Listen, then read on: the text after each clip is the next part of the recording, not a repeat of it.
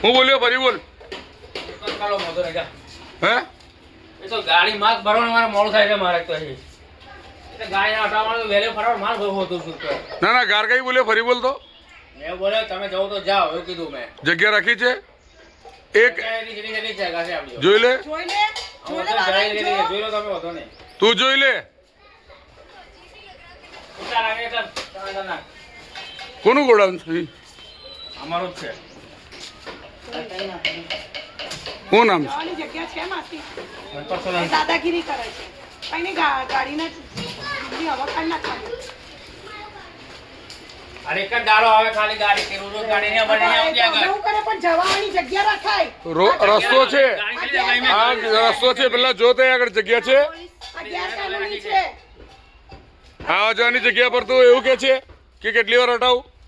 તો ગાડી વ્યવસ્થિત પાર્ક કરે કે ગાડી નીકળે નંબર નાખો એની ગાડીનો નંબર નાખો એટલે ગાડી જપ્ત થઈ જાય આગળ સમાચારમાં નાખી દેવાની એટલે એની ગાડી તૈયાર આજ જોવાના જપ્ત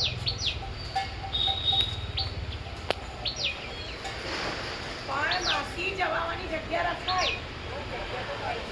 કઈ છે હવે મારા પોતાની જાણ આપણી ચૂક્યા જેવી ગાડી મૂકે તો પછી શું થાય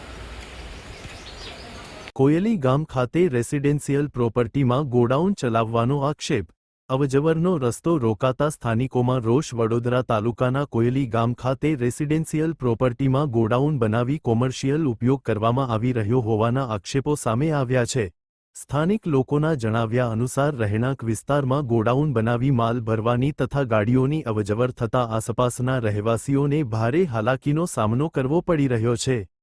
સ્થાનિકોના આક્ષેપ મુજબ ગાડી ભરવા આવતા શખ્સ દ્વારા જાહેર રસ્તા પર અવરોધ ઊભો કરવામાં આવે છે જેના કારણે લોકોને અવજવર કરવામાં મુશ્કેલી પડે છે રહેવાસીઓએ એવો પણ આક્ષેપ કર્યો છે કે થાય તે કરી લો જેવા શબ્દો બોલી મનમાની કરવામાં આવી રહી છે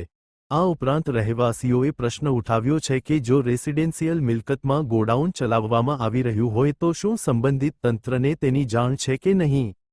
સાથે જ ઘરખોરીના વીજ મીટરનો ઉપયોગ કરીને કોમર્શિયલ પ્રવૃત્તિ કરવામાં આવી રહી હોવાના પણ આક્ષેપો કરવામાં આવ્યા છે હાલ સ્થાનિકો દ્વારા સંબંધિત તંત્ર પાસે તપાસ કરી યોગ્ય કાર્યવાહી કરવાની માંગ ઉઠી રહી છે જો આક્ષેપો સાચા સાબિત થાય તો રહેણાંક વિસ્તારમાં નિયમોનું ઉલ્લંઘન થતું હોવાનો ગંભીર મુદ્દો બની શકે છે